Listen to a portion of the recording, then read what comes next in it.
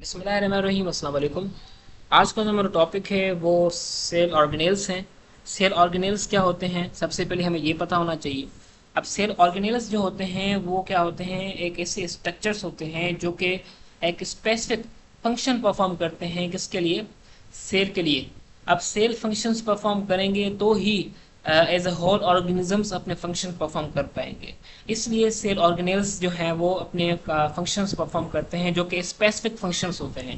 अब ये जो हैं after the molecular level of organisation, उसके बाद आती है subcellular level of organisation. Level of organisation हमने पढ़ा था सब सेलुलर लेवल ऑफ ऑर्गेनाइजेशन। इसमें आते हैं सेल ऑर्गेनेल्स।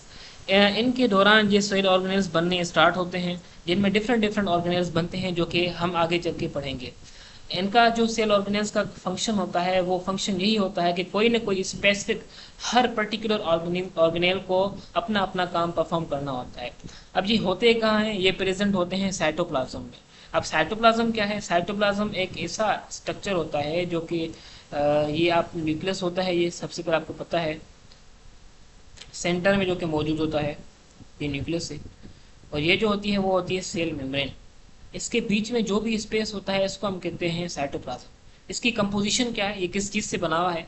तो ये एक जेली लाइक सब्सटेंस है जो कि फिल हुआ होता है 90% ऑफ द वाटर से। और उसके अलावा इसमें डिजोल्व न्यूट्रिएंट्स होते हैं, वेस्ट प्रोडक्ट्स होते हैं। वेस्ट प्रोडक्ट्स सेल मेम्ब्रेन के थ्रू बाहर निकल के आते हैं। और उसके अलावा मेन फंक्शन जो इसका है वो क्या है? ऑर्गेनेल्स को जगह देना, स्पेस देना साइटोप्लाज्म।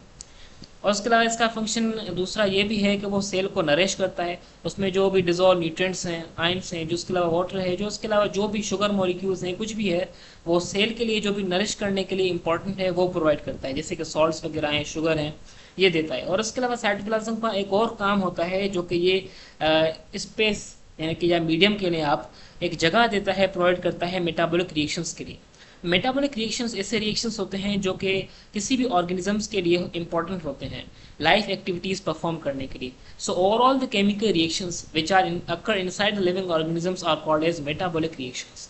अब मेटाबॉलिक रिएक्शंस में मॉलिक्यूल्स टूटते भी हैं और बनते भी हैं। तो उनके बेस पर जब टूटते हैं तो उनको कैटाबॉलिज्म कहते हैं, जब बनते हैं तो एनाबॉलिज्म कहते हैं। साइटोप्लाज्म के बाद हम अब स्टार्ट कर रहे हैं, ये हमारे स्ट्रक्चर्स जो भी आ जाते हैं साइटोप्लाज्म के अंदर। सबसे पहले है साइटोस्केलेटन। साइटोस्केलेटन और कुछ नहीं बल्कि ये भी एक स्केलेटन ही होता है, जैसे जैसे कि हमारा स्केलेटन है ना, इसी तरह सेल का स्केलेटन, उसको हम कहते हैं cytoskeleton. The skeleton of cell is called a cytoskeleton. ये क्या होता है? ये एक नेटवर्क है। नेटवर्क हम जाल, एक जो जाल बिछा हुआ होता है उसको हम नेटवर्क कहते हैं। ये भी प्रोटीन का एक नेटवर्क बिछा हुआ होता है सेल के साइटोप्लाज्म में। उसमें ये बना हुआ होता है किस चीज़ों का? माइक्रोट्यूब्यूल्स और फिलामेंट्स का। माइक्रोट्यूब्यूल्स और फिलामेंट्स और कुछ नहीं बल्कि ये थ्रेड लाइक स्ट्रक्चर्स हैं, धागेनुमा स्ट्रक्चर्स हैं। माइक्रोट्यूब्यूल्स में और वेरियस फिलामेंट्स हैं। फिलामेंट्स दो टाइप्स के होते हैं, एक होते हैं माइक्रो फिलामेंट्स, दूसरे दूसरे होते हैं इंटरमीडिएट फिलामेंट्स। ये हुए हुए होते हैं स्प्रेड साइटोप्लाज्म में। ये क्या करते हैं? ये स्ट्रक्चरल सपोर्ट देते हैं सेल को, और उसके अलावा ये ट्रांसपोर्ट कराते हैं सेल में जो भी मटेरियल है। जो माइक्रोट्यूब्यूल्स हैं वो बने हुए होते हैं ट्यूबुलिन प्रोटीन के, जो कि फिलामेंट्स होते हैं माइक्रो एंड इंटरमीडिएट फिलामेंट। इनमें माइक्रो फिलामेंट बने हुए होते हैं एक्टिव एक्टिन और मायोसिन प्रोटीन के। और उसके अलावा इंटरमीडिएट जो फिलामेंट होते हैं वो बने हुए होते हैं डिफरेंट 5 टाइप ऑफ प्रोटीन्स के, जिनको हम कहते हैं वाइमेंटन। अब दूसरा स्ट्रक्चर है न्यूक्लियस। न्यूक्लियस भी एक ऑर्गेनेल है जो कि लार्जेस्ट ऑर्गेनेल है। इसको हम हेडक्वार्टर ऑफ द सेल भी कहते हैं, क्योंकि यहाँ पर क्या होती हैं, एक्टिविटीज़ परफॉर्म होती हैं, सारी की सारी इंफॉर्मेशन जो है वो यहाँ से ही जाती है पूरे के पूरे ऑर्गेनिज्म में। इसलिए हम इसको हेडक्वार्टर ऑफ द सेल कहते हैं। न्यूक्लियस जो है वो एक लार्जेस्ट ऑर्गेनेल है। ऑर्गेनेल क्यों है? क्योंकि अपने स्पेसिफिक काम परफॉर्म कर रहा है, स्पेसिफिक फंक्शन परफॉर्म कर रहा है, इसलिए हम इसको ऑर्गेनेल कहते हैं।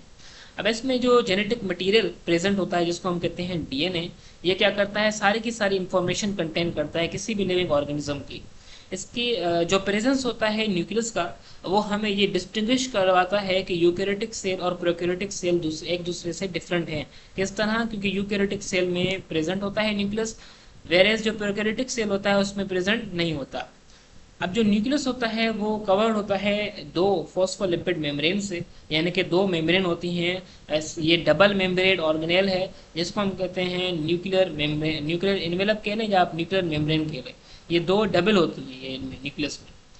न्यूक्लियर एनवेलप का काम होता है जो न्यूक्लियस है और उसके अलावा साइटोप्लाज्म का जो कंटेंट है उसको सेपरेट करना। जैसे कि यहाँ पर न्यूक्लियस बनाया मैंने, ये न्यूक्लियस है, और इसके अलावा ये जो साइटोप्लाज्म होता है इन दोनों को सेपरेट रखना एक दूसरे के साथ। इनके दोनों के मटेरियल को, न्यूक्लियस में भी अपना मटेरियल होता है और साइटोप्लाज्म में भी अपना मटेरियल होता है, इन दोनों को सेपरेट रखना इनका काम होता है न्यूक्लियर एनवेलप का। और इसके अलावा ये जो साइटोप्लाज्म की जो आउटर मेम्ब्रेन होती है जिसको हम कहते हैं सेल मेम्ब्रेन, इसका भी ये काम होता है कि ये आउटर सरफेस से इनको अलग रखती है, सेपरेट करती है। अब यहाँ पर ये जो न्यूक्लियस है वहाँ से एक्सचेंज होता है मटेरियल किनके थ्रू, न्यूक्लियर पोर्स के थ्रू। न्यूक्लियर मेम्ब्रेन में स्पेसेस होती हैं जिनको हम कहते हैं न्यूक्लियर पोर्स। इनके थ्रू क्या होता है, इनके थ्रू जो मटेरियल होता है सेल के अंदर वो ट्रांसपोर्ट होता है। जैसे कि आरएनए है, प्रोटीन है, या आप आगे चल के पढ़ेंगे किस तरह ट्रांसपोर्ट होता है ट्रांसक्रिप्शन और ट्रांसलेशन में, किस तरह आरएनए आता है साइटोप्लाज्म में, किस तरह प्रोटीन बनती है, ये सारे के सारे आपने पढ़ने हैं। Between the nucleus and cytoplasm, cytoplasm और न्यूक्लियस के बीच में जो भी मटेरियल होता है वो एक्सचेंज होता है इन पोर्स के through. Inside the nuclear membrane there is a granular fluid called as nucleoplasm or karyolymph। जैसे कि साइटोप्लाज्म का अपना फ्लूइड था, उसको हमने पढ़ा था, इसी तरह न्यूक्लियस का भी एक फ्लूइड है जिसको हम कहते हैं न्यूक्लियोप्लाज्म या कैरियोप्लाज्म। ठीक है। और उसके अलावा न्यूक्लियस में यहाँ पर एग्रीगेशन होती है आरएनए की, जो आरएनए और प्रोटीन की, जो कि बनाते हैं न्यूक्लियोलस। अब न्यूक्लियोलस का काम होता है प्रोटीन बनाना, इसलिए न्यूक्लियोलस को हम प्रोटीन फैक्ट्री भी कहते हैं। न्यूक्लियोलस और न्यूक्लियस में यहाँ पर जब डिवीजन नहीं होती, नॉन डिवाइडिंग फेज होता है, यहाँ पर जब सेल डिवाइड नहीं करता तो जेनेटिक मटेरियल जो होता है वो इस स्ट्रैंड्स की फॉर्म में नहीं होता। एंड ये स्ट्रैंड आपने देखे होंगे डीएनए के, यहाँ सही नहीं बन रहा, तो वो जो होता है ये स्ट्रैंड की फॉर्म में नहीं होता जब डिवाइड नहीं करता सेल। तो वहाँ पर किस फॉर्म में होता है, वो नेटवर्क की फॉर्म में होता है जिसको हम कहते हैं क्रोमेटिन नेटवर्क। एक सर्कुलर बॉल लाइक स्ट्रक्चर बना हुआ होता है जब सेल डिवीजन नहीं होती। अब यहाँ पर आप देखें कि डायग्राम दिखाई गई है न्यूक्लियस की। न्यूक्लियस में क्या क्या स्ट्रक्चर्स हैं ये आपने याद रखने हैं। ये हॉलो स्पेसेस जिनको हमने कहा न्यूक्लियर कोर, और इसके अलावा इसके अंदर न्यूक्लियोलस भी मौजूद हैं जो कि क्या करते हैं, प्रोटीन बनाते हैं। इसके पास डीएनए मौजूद है, और उसके अलावा डबल मेम्ब्रेन जिसको हमने न्यूक्लियर मेम्ब्रेन कहा। और यहाँ पर माइक्रोग्राफ भी दिया गया है न्यूक्लियस का। अब माइक्रोग्राफ मैंने आपको बताया था, ऐसी पिक्चर, ऐसा ग्राफ जो कि माइक्रोस्कोप के थ्रू बनाया जाए उसको हम कहते हैं micrograph. So this is micrograph of nucleus, यानी कि ये न्यूक्लियस का जो माइक्रोग्राफ है ये माइक्रोस्कोप के थ्रू बनाया गया है। अब another organelle which is called as mitochondria and which is the most important organelle of cell because it provides the energy to whole body in the form of ATP। अब mitochondria एक ऐसा membrane bound organelle है जो कि eukaryotic cell में मौजूद है, जिसके पास न्यूक्लियस होता और जो डबल मेम्ब्रेन बाउंड ऑर्गेनेल्स भी कंटेन करते हैं उनके पास मौजूद होता है। Mitochondria is also a 2 phospho bilayer organelle, इसके पास भी डबल मेम्ब्रेन होती हैं, एक आउटर और एक इनर।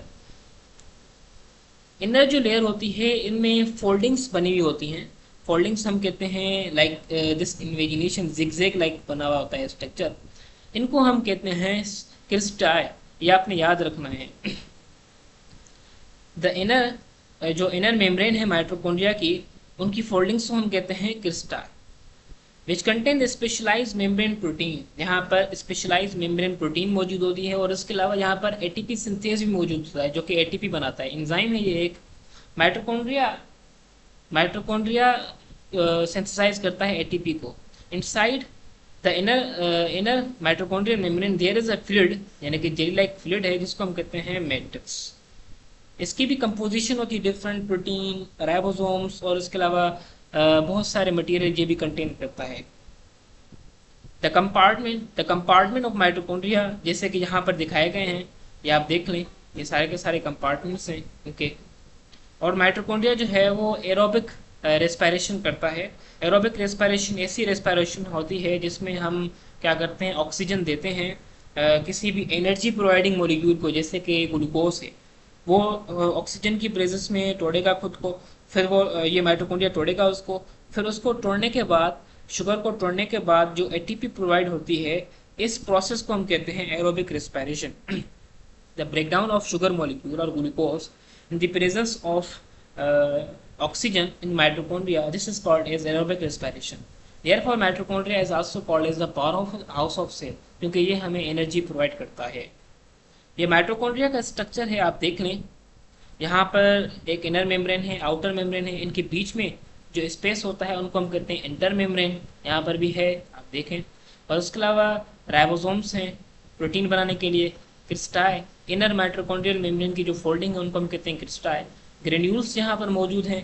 और उसके अलावा डीएनए, हाँ आपने ये याद रखना है कि माइटोकॉन्ड्रिया इज ऐसा ऑर्गेनेल है, is that organelle which contain its own DNA, अपनी रेप्लिकेशन खुद कर सकता है, इसलिए हम इसको कहते हैं ये एक ऐसा ऑर्गेनेल है जिसके पास अपना डीएनए होता है। ये एमसीक्यूज आ सकता है आपका पेपर में। एटीपी पार्टिकल्स यहाँ पर मौजूद हैं, कहाँ पर, इनर मेम्ब्रेन में। ये माइटोकॉन्ड्रिया का स्ट्रक्चर था। Now another organelle that is the endoplasmic reticulum. Endoplasmic reticulum is also a important organelle. ये भी प्रेजेंट होता है सिर्फ और सिर्फ यूकैरियोटिक सेल में, क्योंकि ये भी डबल मेम्ब्रेन नॉन ऑर्गेनेल है। अब इसका जो स्ट्रक्चर होता है वो भी नेटवर्क लाइक स्ट्रक्चर होता है और होलो ट्यूब से स्ट्रक्चर होता है। नेटवर्क कहते हैं हम, लाइक मैंने आपको बताया, जो कि स्प्रेड हुआ होता है एज ए होल। और उसके अलावा होलो हम कहते हैं जो कि अंदर से खाली हो, जो कि खाली स्पेसेस हो जिसके पास। ट्यूब्स आपको पता है, ट्यूब्स हम किसको कहते हैं। और इसके अलावा फ्लैटेंड शीट्स एंड राउंड से। सो ओवरऑल ये सारा का सारा स्ट्रक्चर है network of hollow tubes, flattened sheet and round sac. ये स्ट्रक्चर है किसका, इस माइटोकॉन्ड्रिया का। आप कह सकते हैं mitochondria is the flattened sac like structure. मतलब कि क्या, ये एक फ्लैटेंड है और इसके अलावा इसके पास ये जो नेटवर्क है वो सेक लाइक है और होलो है, अंदर से खाली है। ये आप देखें ना, अंदर से खाली है, अंदर से खाली है। ये सारा का सारा स्ट्रक्चर ये क्या कहलाता है, ये माइटोकॉन्ड्रिया कहलाता है, सॉरी ये एंडोप्लाज्मिक रेटिकुलम कहलाता है। अब यहाँ पर आप देखें, ये जो माइटोकॉन्ड्रिया की ये जो यहाँ पर ये इन्वेजिनेशन बनी हुई है इसकी एंडोप्लाज्मिक रेटिकुलम की, इसकी इन्वेजिनेशन को हम कहते हैं सिस्टर्ने। जिस तरह हमने माइटोकॉन्ड्रिया की इन्वेजिनेशन को क्रिस्टाई कहा था, सिमिलरली यहाँ पर ये जो एंडोप्लाज्मिक रेटिकुलम की इन्वेजिनेशंस हैं जिगजैग लाइक, इनको हम कहते हैं सिस्टर्ने। ये भी आपने याद रखना है। एंडोप्लाज्मिक रेटिकुलम का काम क्या होता है, क्योंकि ये न्यूक्लियस से लेकर, ये हमारा न्यूक्लियस है और ये साइटोप्लाज्म है, न्यूक्लियस से लेकर साइटोप्लाज्म की एंड तक स्प्रेड हुआ होता है। इसलिए ये न्यूक्लियस पूरे के पूरे सेल को न्यूक्लियस से साइटोप्लाज्म तक सपोर्ट प्रोवाइड करता है। एंडोप्लाज्मिक रेटिकुलम का मेन काम ये भी होता है कि ये पूरे के पूरे सेल को सपोर्ट प्रोवाइड करता है। Endoplasmic reticulum is located in the cytoplasm and connected to the nuclear envelope. यही बात है। The two type of endoplasmic reticulum, smooth and rough endoplasmic reticulum. On the basis of presence and absence of ribosome, there are two type of endoplasmic reticulum. एक होता है smooth और एक होता है रफ। स्मूथ से क्लियर है कि सरफेस उसका स्मूथ होगा, वहां पर कोई चीज नहीं होगी, और रफ से क्लियर है कि वहां पर रफ स्ट्रक्चर होगा। अब राइबोसोम्स जहां पर मौजूद होंगे वो होंगे रफ स्ट्रक्चर्स, और जहां पर मौजूद नहीं होंगे वो होंगे smooth structure. So smooth endoplasmic reticulum के पास राइबोसोम्स नहीं होते। इनका काम क्या होता है, इनका काम होता है लिपिड को बनाना, ऑयल को बनाना, स्टेरॉइड्स को बनाना, फॉस्फोलिपिड को बनाना। स्टेरॉइड्स भी आपको पढ़ाया था मैंने, आई थिंक सो। स्टेरॉइड्स एक ऐसे लिपिड्स होते हैं जो कि आपको हार्मोन्स बना के देते हैं, एड्रेनल हार्मोन्स सारे के सारे, जैसे कि प्रोजेस्टेरोन है, एस्ट्रोजन है, टेस्टोस्टेरोन है, ये सारे के सारे हार्मोन आपको बना के देते हैं। यहाँ पर लिपिड बनाना और ऑयल बनाना, ये भी स्मूथ एंडोप्लाज्मिक रेटिकुलम का काम होता है। और स्मूथ एंडोप्लाज्मिक रेटिकुलम कार्बोहाइड्रेट की मेटाबॉलिज्म करवाता है, यानी कि उसको बनाना, उनको तोड़वाना, ये भी स्मूथ एंडोप्लाज्मिक रेटिकुलम का काम होता है। और regulation of calcium concentration and detoxification, calcium की कंसंट्रेशन को रेगुलेट करवाना, ये स्मूथ एंडोप्लाज्मिक रेटिकुलम का काम होता है। आप पढ़ेंगे आगे चल के मसल कॉन्ट्रैक्शन में, there is a special smooth endoplasmic reticulum which is called as sarcoplasm. Sarcoplasm is a special smooth endoplasmic reticulum जहाँ पर कैल्शियम आयन की रेगुलेशन होती है, क्योंकि कैल्शियम आयन मसल कॉन्ट्रैक्शन के लिए इंपॉर्टेंट होते हैं, तो इसलिए है यहाँ पर ये स्मूथ एंडोप्लाज्मिक रेटिकुलम जो है वो रेगुलेशन करवाता है कैल्शियम आयन की। और इसके अलावा इसका काम डिटॉक्सिफिकेशन भी है। डिटॉक्सिफिकेशन हम कहते हैं किसी हार्मफुल चीज़ को, किसी टॉक्सिक जो चीज़ होती है उसको लेस टॉक्सिक बनाना या उसको पूरी तरह ख़त्म कर देना, ये काम कहलाता है डिटॉक्सिफिकेशन। ये भी स्मूथ एंडोप्लाज्म रेटिकुलम का काम होता है। उसके अलावा रफ एंडोप्लाज्म रेटिकुलम है जिसके पास राइबोसोम्स मौजूद होते हैं, इसलिए इसका जो स्ट्रक्चर है वो रफ लाइक हो जाता है। इसका काम होता है प्रोटीन बनाना, और इसके अलावा जो मेम्ब्रेन की प्रोडक्शन होती है ये इंपॉर्टेंट प्ले रोल करता है किसमें, प्रोटीन की सिंथेसिस में। Fault present in the membrane increase the surface area of more ribosomes to be present on the endoplasmic reticulum, thereby allowing greater protein synthesis। अगर एंडोप्लाज्मिक रेटिकुलम का structure बड़ा है, folding ज़्यादा है, तो सरफेस एरिया उसका increase हो जाता है, लिहाजा वहाँ पर ज़्यादा के ज़्यादा राइबोसोम्स आ सकेंगे। अगर ज़्यादा के ज़्यादा राइबोसोम्स आएंगे तो प्रोटीन की सिंथेसिस भी ज़्यादा हो पाएगी। So that was the today's topic. I hope so आपको समझ में आया होगा। तब तक के लिए कीप लर्निंग, कीप एक्सप्लोरिंग। हाफिज़, टेक केयर, जज़ाकल्लाह।